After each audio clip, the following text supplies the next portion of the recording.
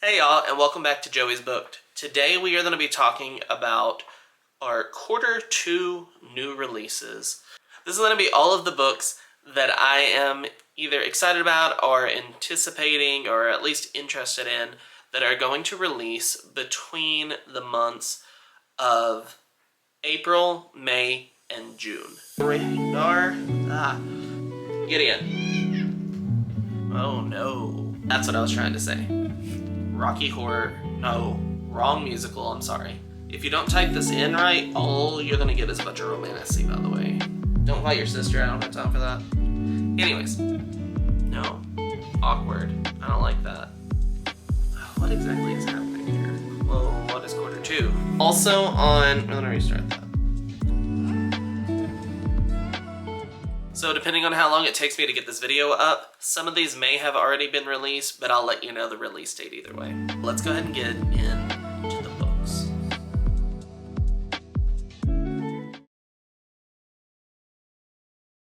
Let's start with all of the books that are going to be coming out in the month of April. Now, on all of these lists, I've got quite a few books listed, so I may give a little bit more detail than others on some of these, depending on how much I know or I'm excited about it. So please bear with me. I think we've got around 20 books-ish on this list, and I don't want to keep you here all day. So our first book on the list is Make Sure You Die Screaming by Z. Karlstrom. And this is supposed to be fiction, queer. I think it might be a little bit of horror or mystery thriller. It's got a lot of labels on it, but I do believe this is a queer author. But it says it's an electrifying debut about a non-binary corporate burnout embarking on a road trip from Chicago to Arkansas to find their conspiracy theorist father who has gone missing. And it says it's fans for, it's for fans of Detransition Baby and Chain Gang All-Stars. And I haven't read either of those, but I've heard good things on both. I have been kind of curious to Detransition Baby because I know it is trans literature, but I'm not fully sure how I feel about it. Chain Gang All-Stars is kind of supposed to be like a dystopian sci-fi kind of thing. I don't know if it's up my alley, but I have it on my radar. And I think it's really interesting, though, because it says that basically we've got someone who is gender binary, which we love to see. And they most likely are brain damaged from a major tussle with their now ex-boyfriend. I'm going to quote this from Goodreads because it sounds like it might be a little bit political and I'm not sure. But it says, they get a call from their mother with the news that their MAGA-friendly conspiracy theorist father has gone missing, launches the narrator from Chicago to the deep red Arkansas in a stolen car. Along the way, the narrator finds their new bestie, and this is what got my attention other than the non-binary, a self-proclaimed garbage goth with her own emotional baggage in someone on her tail. So, political whatever aside, because I'm not crazy, it's kind of giving me a little bit, what is that called? I picked it up. Wake Up and Open Your Eyes. I'm wondering if it's going to follow any of those kind of veins. The garbage goth just sounds up my alley, whatever that is. I think it sounds kind of like a road trip kind of story, which sometimes I'm into, sometimes I'm not. But I love the representation for non-binary, and I'm just kind of curious to see what exactly is going on here. Second on our list, also coming out on April 8th, is going to be Sky Daddy by Kate Folt, and I am way too interested in this book for no reason. Basically, Sky Daddy is, I think it's a love story, but it's between this woman and she has like this biggest, most intimate dream she has is that she is in love with airplanes. And I mean like romantically in love with airplanes. And basically the ultimate romance for her, or like her big finale, is to go down in a plane crash, and that is like the most intimate she could be with one of her lovers. And I don't need to know anything else. I know it's weird. I've seen a couple early reviews, but it's given weird, not a real romance energy, and that's what I need. Because we love a love story, we hate a romance, and I don't know what this is, but I need it. And then the final book that we have coming out on April 8th is going to be The Cut by C.J. Dotson. And I think this is supposed to be some kind of like monster creature feature kind of horror type thing. But what it says in the synopsis basically is, in this chilling supernatural horror novel set in a mysterious hotel, a woman fleeing her abusive ex finds herself running for more than just her past. And then if we skim through it, there's all this stuff with her abusive husband, whatever, hotel pool. Alright? So on her first night, Sadie runs to help a guest struggling in the hotel's pool, only to find the water calm and empty when she gets there, leaving her with lingering unease. When the guest then goes missing and her manager insists they simply left without checking out, she suspects she's covering up something going on in the hotel, and it kind of goes from there. But just based off this cover alone, we've got like this tentacle looking thing coming out of a drain, which is very it kind of gives me that scene in It with Beverly, if you know what I'm talking about, with the shower drain, except make it tentacles. So I don't know much more on the horror side of it, even though it sounds like it's supposed to ramp up into the horror kind of side, and it's supposed to get kind of paranormal. But it's got my attention at least. I don't know if this is going to be a high priority for me. I lied. One more on April 8th. And I don't have a lot of information on this one, even though I'm starting to see it make some rounds, but that's going to be Their Monstrous Hearts by Igit Turhan. Igit Turhan.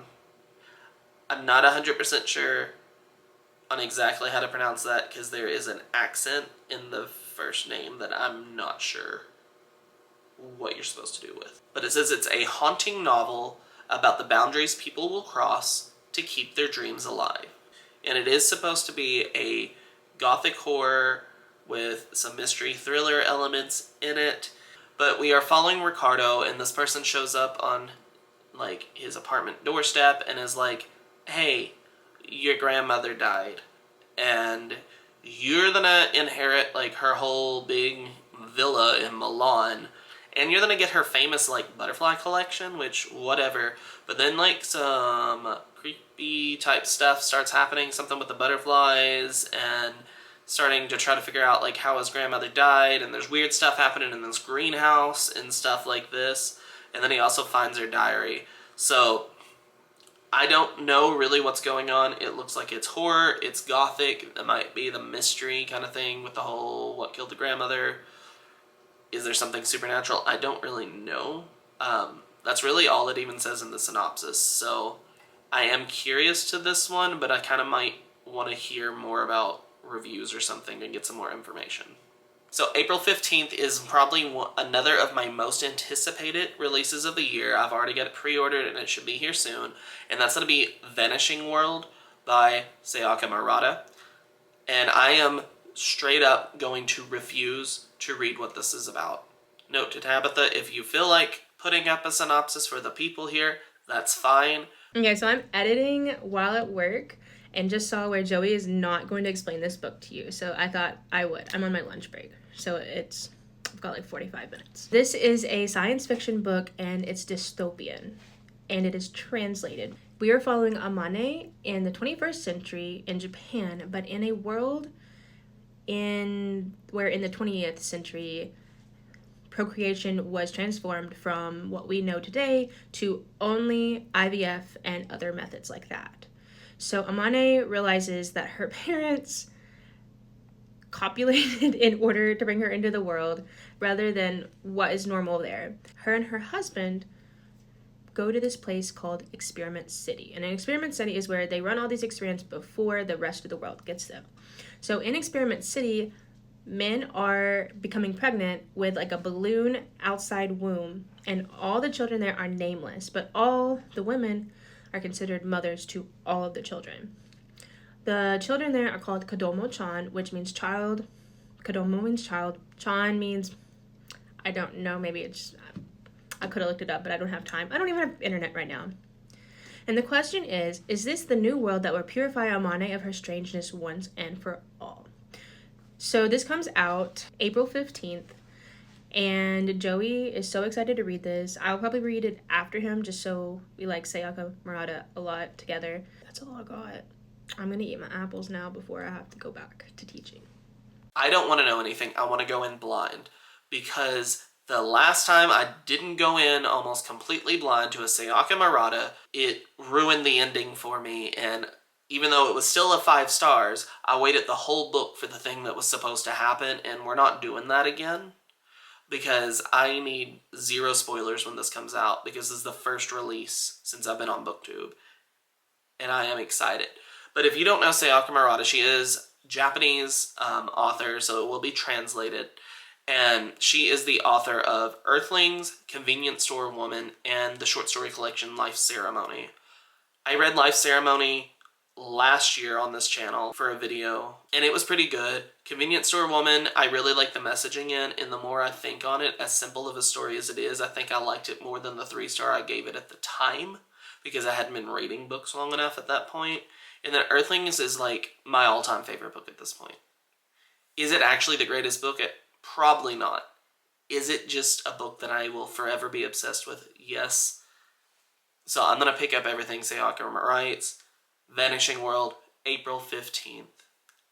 I am so excited, and this has got a weird cover to it, but the more that I look at it, like, if you're looking at this cover, the weird little bodies in what I assume is cereal, like, I'm zooming in on my computer right now. I don't know what exactly is going on. I don't know what that is. I don't know if it's a bubble blower, maybe? If you got a clue what's actually happening on this cover, maybe let me know, but I'm sure once I read it, I'll figure it out. Another highly anticipated release comes out on April 22nd, and that's When the Wolf Comes to Call by Nat Cassidy. And I am really excited for this one. This is going to be a great third-time try book for me, because I have yet to read Rest Stop like I was going to for my last episode, so we'll see which I read first. I have really started to love Nat Cassidy's writing, and this is probably the one of his I'm most, like, hesitant about. And, like, this has got some pretty high ratings so far, even in early release. It's at, like, a 4.57, which doesn't surprise me for him. But I think this is supposed to get a little bit more fantasy, because it says we're following Jess, who's a struggling actress, and she finds a 5-year-old runaway hiding in the bushes outside of her apartment. After a bloody encounter with the boy's father, she and the boy find themselves running for their lives. Basically, it keeps on talking. I don't know if it's suggesting that the father is a werewolf or someone's a werewolf, but apparently it's these two on the run. Something weird goes home with the father, and there's a lot of butchery, it says, which is a keyword we love to see. So, not 100% sure exactly everything going on, but that is on April 22nd. Also on April 22nd is Eat the Ones You Love by Sarah Maria Griffin. And all I need to know about this is that it looks to be heavily Little Shop of Horrors inspired, and it looks like it has something to do with a plant that might be in love with someone, but it wants to eat people, and that's all I need to know. But I am really curious about that because I love Little Shop of Horrors. On April 29th, we have The Staircase in the Woods by Chuck Wendig. I'm not even sure why I'm so interested in this one, because I have yet to read a Chuck Wendig, and I have 2 of his chunky ones on my shelves that I have not read yet. Because I have both The Book of Accidents and I have Black River Orchard, and I have yet to read either of them. Basically, it's kind of what the title suggests. There's like this group of friends, and they go out to investigate the staircase that just like has shown up in the woods. There's something weird that has happened. So it says 5 high school friends, so maybe it's a coming of age story. They go camp in the forest, there's a staircase, one friend walks up and never comes back down, and then the stair disappears. And now it's been like 20 years. So I don't know if this is just supposed to be like metaphorical or what, but I'm curious about it. I probably need to read some of his other stuff before I pick it up, because I know he notoriously has really long books, and this is going to be at least 400 pages. Finally, ending March. And I've been hearing really great reviews on this, and it's going to be Bat Eater and Other Names for Cora Zing by Kylie Lee Baker. I don't know anything about this. I think Kylie Lee Baker, I know she has written some other stuff that I have not read from. She's written The Blood Orchard, which I don't actually know what it is, but I've heard of. So she's written what's called the Scarlet Alchemist series and the Keeper of Night series. Bat Eater and Other Names for Cora Zing, and I think I've seen this internationally where it's just Bat Eater. I'm not really sure. I've seen both things come up with the same author. This is, I believe, her first time writing in the horror genre. And it's a woman with inner trauma, ghost, and a serial killer as she confronts the brutal violence experienced by East Asians during the pandemic. That was enough to sell me. We've got horror elements. I really get on really well with like Asian stories, it seems. I don't know, I've really enjoyed those perspectives and those cultures being explored. It does say that Cora Zing is a crime scene cleaner, and she is used to like washing away the remnants of crime scenes. But then she's also dealing with like the loss of her sister. I think the Bat Eater is supposed to be like this racist thing because it looks like that's something that was shouted at the sister. I don't know. I don't want to read much further. I kind of want to go into this without as much interest. But it currently has a 4.32 on Goodreads out of about 1,600 or so ratings, almost 1,700. So I'm really curious to see where that goes.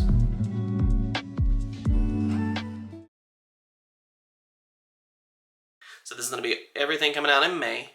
And the first one is going to be on May 6th and has possibly the longest title. So let's see if I can get this right. The Butcher's Daughter, The Hitherto Untold Story of Mrs. Lovett. And that's going to be by David Demchuk, Corinne Leigh Clark.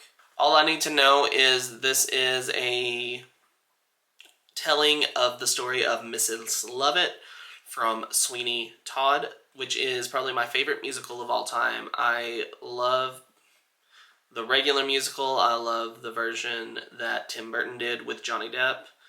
I just love it as a whole, and I think Mrs. Lovett is such a interesting, like, unhinged woman kind of character to follow, and the ways that she has pursued her love interest within Sweeney Todd. I love it. If you don't know what Sweeney Todd is, it is basically a musical or story. I actually think I have a book version of it here somewhere. We are following Sweeney in this case. It's not his real name, but it's the name he's going by, is Mr. Todd. And he has returned from imprisonment in Australia. And he used to be a barber, and he's come back to be a barber. But there's this judge in town who had like taken his wife and daughter, and he wants them back, and he wants revenge on the judge. And he teams up with Mrs. Lovett, who was also friends with his wife. And they go on this serial killer spree, and there are some meat pies made in the process. And I love the story. I love the musical. It's a great tragedy. And I'm really curious to see it from Mrs. Lovett's eyes, or her fictional backstory, whatever it is. I say it like the whole thing's not a fictional story. But really excites me. May 6th. I'm curious to see on that one. And then on May 13th, we have Immaculate Conception by Ling Ling Wong. So this is the same author as Natural Beauty, and I'm wondering if this is going to take another hit on the beauty industry. I know it's still going to have horror, science fiction, Asian American commentary. We're talking about art school again, which no one really talks about, but the main character, like, there was this whole plot about her being a piano player and her past at a piano school. No one ever talks about that in the reviews. That's a major part of the story. And, like, why our character got... Anyways, this isn't not the right book. This one looks like she meets a woman in art school, and they have another bond, so it's another female bond kind of story, which also showed up in her last book. They also quickly fall in love and marry a billionaire whose family company is funding an unconventional technology prepared to heighten empathy, which could allow someone else to inhabit the friend's mind and absorb the trauma from their brain.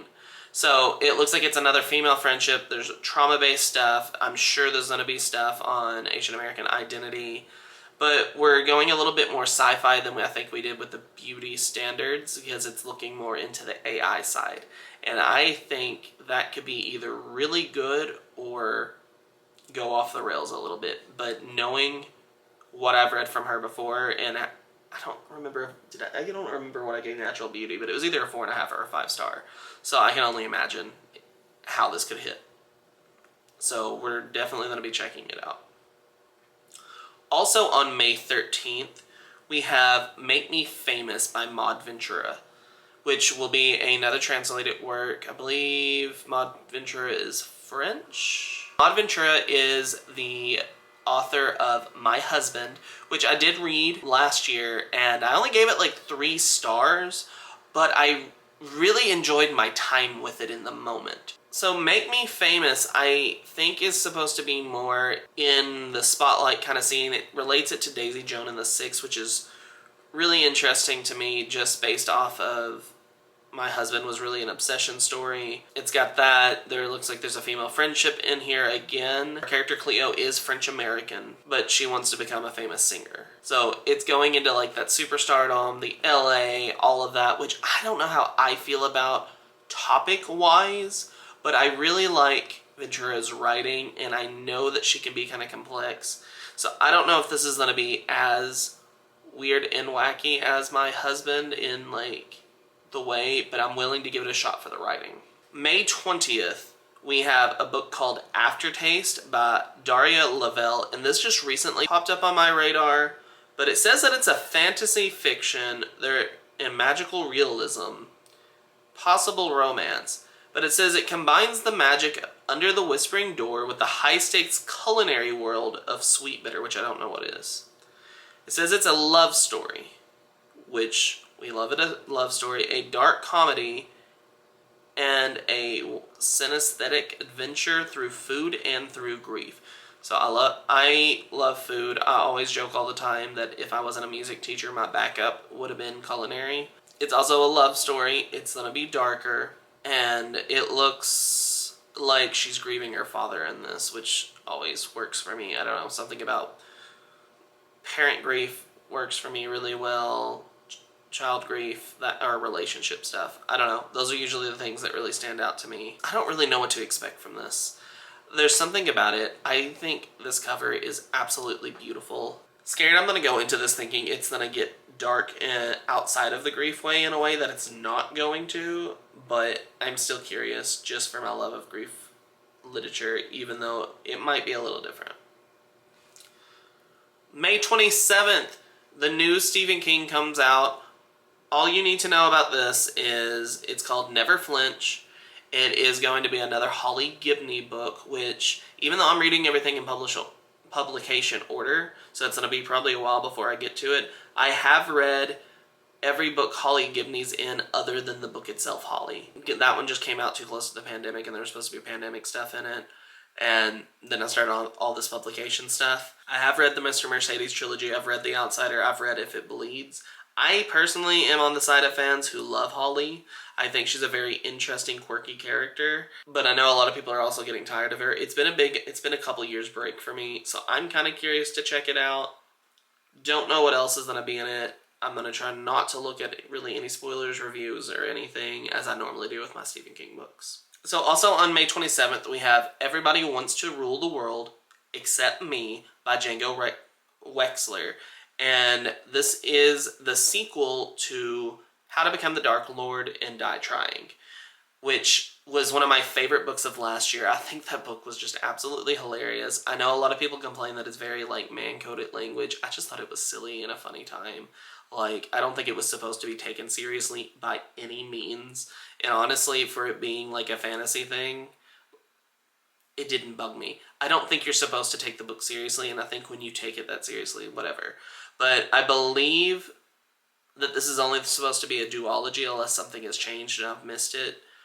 But in the first book, we are following Davi, who is like stuck in this time loop. So she's like supposed to rise up through the ranks and defeat the Dark Lord, and every time she dies, and fails to defeat the Dark Lord, she like restarts. And she's been at it for like over 100 years of her own life, and she's just tired. So she decides to forge a new path and try to become the Dark Lord instead.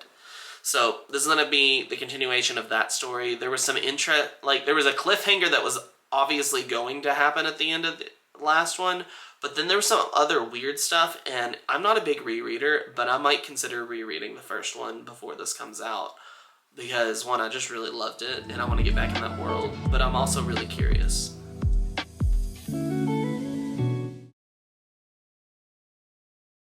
And then to finish out, we have everything coming out in June, which I only think I've got about 5 books. And these ones, I had a hard time really picking many books for June because there wasn't a whole lot that was getting my attention. So on June 3rd, we have The Ghostwriter by Julie Clark, which is a thriller, and I have notoriously not had any luck with thrillers. Something about this one has caught my attention, and this is another one that hasn't been on my radar very long. Basically, we have this lady, Olivia, who is a professional ghostwriter, so she's always hidden behind the novels, all of that, not putting her name on it. She's also like the child of a legendary horror author, and I think she's supposed to like go back and finish his novels, but then there's all of this other stuff that starts going on.